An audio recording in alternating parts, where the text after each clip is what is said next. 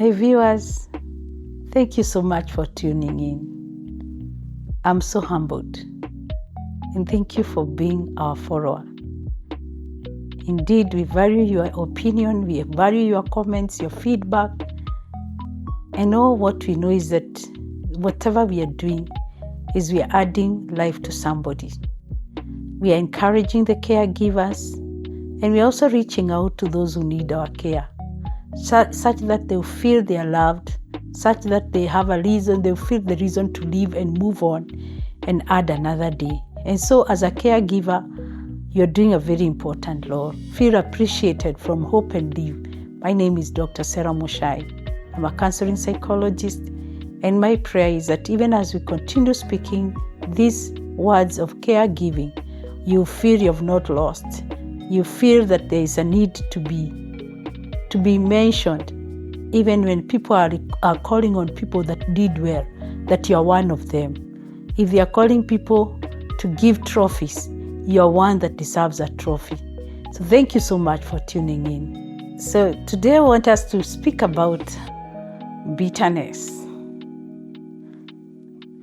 Are you aware of what bitterness is all about? I know it's something that people speak about and they take it lightly. But bitterness has evolved from anger. From anger, it goes to resentment, and from resentment, it comes to bitterness. Bitterness is a root that even the Bible says that you ensure that no root of bitterness is mentioned amongst us or is in our hearts. The root of bitterness. Because when you are bitter, you are affected naturally in the way you respond to people, in the way even you do your things, even with yourself. So bitterness can really, it's a spiritual poison. It's a spiritual poison. Actually, it's a burden. It is that luggage that you feel you need not to carry any further. And somebody said it's like having a backpack which is full of stones, a stone of disappointment, a stone of grudge, a stone of hurting, those things that you carry. And at the end of the day, who gets tired? It is you who get tired. And that luggage, that backpack full of such stones will weigh you down. It will affect your performance. It will affect the way you attend to the person you're taking care of. And so bitterness is what has affected very many caregivers. And why and how? There are those who are bitter with God. I think this is the worst kind of bitterness. When you're bitter with God, you're asking God, why did you allow me to have a child like so-and-so? Why did you have to allow my child to be autistic? Why did you allow my child to have cerebral palsy? Why did you allow my child to have hearing impairment? Why did you allow my child to have physical disability? You're asking many questions. And you're asking God, where were you? Why did you abandon me?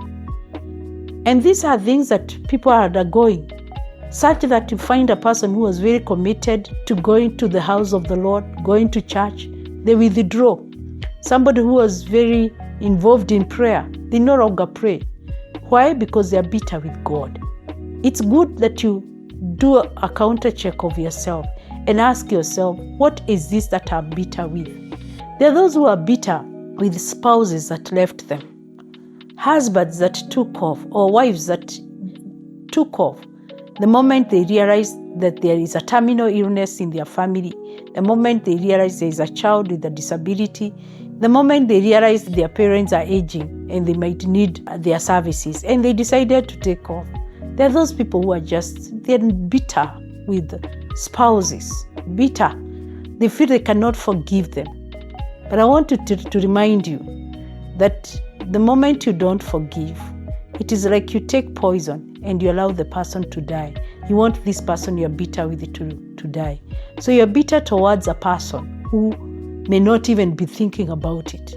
So who is troubled? It's you as a caregiver. It's you who is troubled as a person who is a carrier of these weights, the weights of that which I've mentioned, disappointment, anger, and grudges. You carry them with you all the time. Then you could be bitter with the community. You're bitter with the society. You're bitter with your relatives. You're bitter. They never check on you. They even don't bother what you're going through. And you feel you're so bitter that these people are there. They only appear to reprimand you. They only appear to tell you you're not performing. They only appear to tell you have not done what is expected. So you are also bitter with them. You are just bitter. And then you could be bitter also with the daktari. You're bitter with the doctor. You feel like maybe they're the cause of what you're going through. I remember that Shiro got to be where she is because of a doctor who went to sleep when I was giving birth. And so he was unable, the person never came in to undo the umbilical cord. But look, for 26 years, would I still be bitter with the doctor? I think it would be so costly. Carrying bitterness for 26 years, I think it could be very strenuous. It would have made me not to move on, even not to make any other advancement in life. I know there are people who are bitter, even with themselves. And that is what I had addressed earlier. They feel guilty. They feel like they are the cause of what they are going through. So bitterness is a seed, is a seed of poison. It's a spiritual poison. And this is meant to make you not move on. It brings a lot of low self-esteem. Bitterness will cause you to be lonely. You don't want to be among people. You just want to be away. And it can cause what we call ruminations. Every time you find yourself in a cycle of hurting. And we say hurting people hurt others. So the moment you're bitter, it's likely it will affect even your relationship with other people. Because you see, like, you generalize. You feel that everybody contributed to where you are. And you're looking at the things you cannot do. And you feel like, if it were not for so-and-so, if it were not for God, if it were not for this spouse who left, it were not for my relatives who disappeared, they only think I need their money. And you're just bitter. And so because of that bitterness, you're also likely to act in a way to hurt people without even knowing. You become rude, you become arrogant.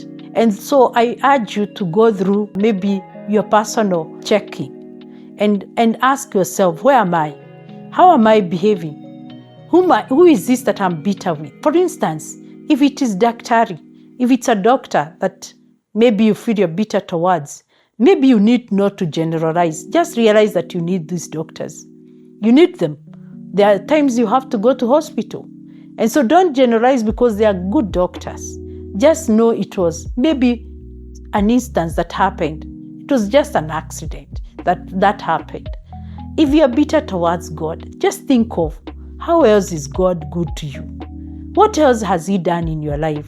There are things you need to ask yourself. Are there good things that I've received from God? Are there good things? I know you are asking, where was He? But let me tell you, there are so many things that God has done for you that you can actually do a count of them. Look at any other positive thing that God has done for you. If it is that matter of that person who left, don't be so discouraged. That spouse who left, ask yourself, even if they left, I think I can do 1, 2, 3 things on my own. I think the abandonment never meant that I stay alone. I can still progress on with life. I can still move on. This is how we are overcoming bitterness. If it is those people who have not been coming even to see your parent and you feel like you are all alone, just identify it that this was your purpose. That I was born to take care of my parent. I was born to take care of my father. I was born to take care of my mother. And you do it with diligence. And the Bible says He will reward those who work diligently. So do that which you have with diligence. And one by one you shall feel relieved of the bitterness that you have. You feel that kind of feeling that is so much enhanced in you, that is causing you to feel like you can, you need not to talk to anybody. And even you can even do worse things to them. I feel it's time to remove those stones and you shall see how lighter life shall become. So as we are saying, bitterness is more harmful to you who is holding the grudge. It's better you put it down for you to feel lighter. And this saying that says that if there are no enemies within, the enemies who are outside cannot harm us.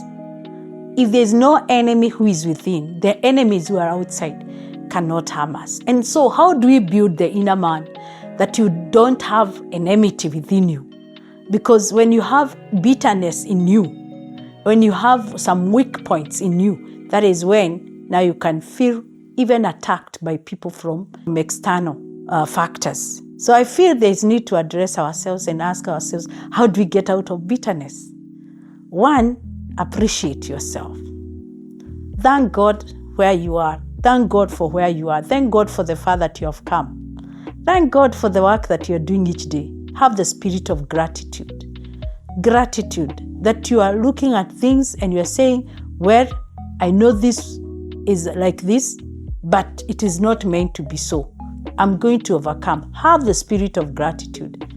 Have the spirit of gratitude. The other thing is you need to ask yourself, in the event that I continue to be bitter, who is getting harmed?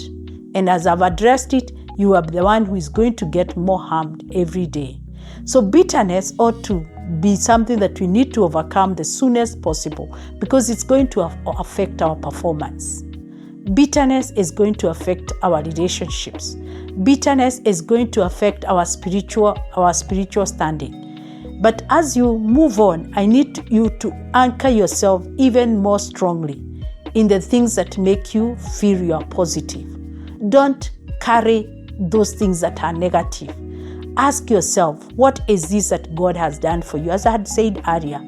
And with that, you'll be able to catch up and see, no, as much as I felt like He did for me this, as much as I felt God did for me this, I think this other one is very important. For me, when I look at Shiro, I always appreciate. One, God gave me a name. I'm Mama Shiro. I really appreciate. I also look at the resilience God has given me, and I appreciate. And so I pray that you may come to the place of looking at the positive things that you can count on. That your child is alive, that aging mother is alive, that terminal illness you are living, even though you don't know for how long, but this person is breathing and you're able to take care of them. Let that bitterness go. Don't get rooted in it. It's going to destroy your life. Remember, as much as we take things lightly, people with bitterness end up having low immunity. Health issues are coming as a result of bitterness. We are getting into the issues of being diagnosed of ulcers and other sicknesses, many times, which are as a result of bitterness, which are as a result of what we have been eating more of in terms of our spiritual consumption, in terms of psychological consumptions, that we are taking only that which is negative. But the moment you feed yourself with the positivity, I want to tell you, my fellow caregiver, you're able to live long. You're able to give that person you're taking care of more peace. You're able to give them more encouragement already because you've been able to deal with the inner man.